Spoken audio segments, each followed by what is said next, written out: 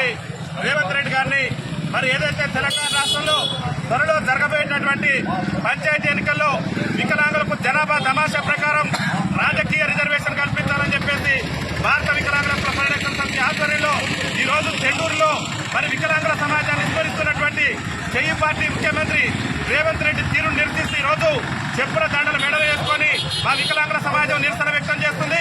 ముఖ్యంగా 78 ఏళ్ల నుంచి కూడా రాజ్యాధికారానికి దూరమై సకలాంగుల పాలనలో మా సంక్షేమం కుట్టుబడి మరి దుర్భరమైనటువంటి జీవితాలు గడుపుతున్నాం.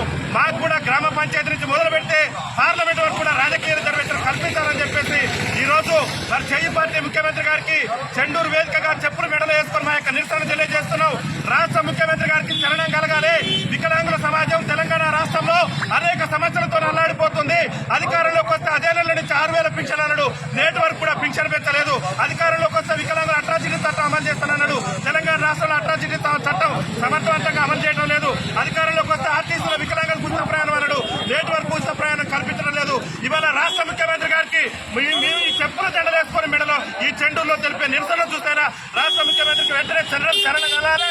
తక్షణమే రాష్ట్ర పంచాయతీరాజ్ శాఖ మంత్రి సీతక్క గారు కూడా వికలాంగుల సంక్షేమ శాఖ మీరే ఉన్నారు, మంత్రిగా కూడా మీరే ఉన్నారు కాబట్టి వికలాంగుల సమాజానికి గ్రామ పంచాయతీ ఎన్నికల్లో రిజర్వేషన్ కల్పించే విధంగా తెలంగాణ రాష్ట్ర అసెంబ్లీని ప్రత్యేకంగా సమావేశపరిచి వికలాంగులకు గ్రామ పంచాయతీ ఎన్నికల్లో రిజర్వేషన్ కల్పించాలని చెప్పేసి ఈ రోజు నిరసన కార్యక్రమాన్ని ఏర్పాటు చేయడం జరిగింది. గ్రామ పంచాయతీ ఎన్నికల్లో కనుక వికలాంగులకు రిజర్వేషన్ కల్పించకుంటే రేవంత్ రెడ్డి ప్రభుత్వం మీద పెద్ద ఎత్తున యుద్ధం చేస్తామని చెప్పేసి ఈ చెండూరు వేదికగా మేము తెలియజేస్తూ వికలాంగుల కల్పించారా పంచాయతీ ఎన్నికల వికలాంగులకు రాజకీయ రిజర్వేషన్ కల్పించారా పంచాయతీ ఎన్నికల వికలాంగులకు రాజకీయ రిజర్వేషన్ వికలాంగుల సమస్యల పట్ల ముఖ్యమంత్రి వైఖరి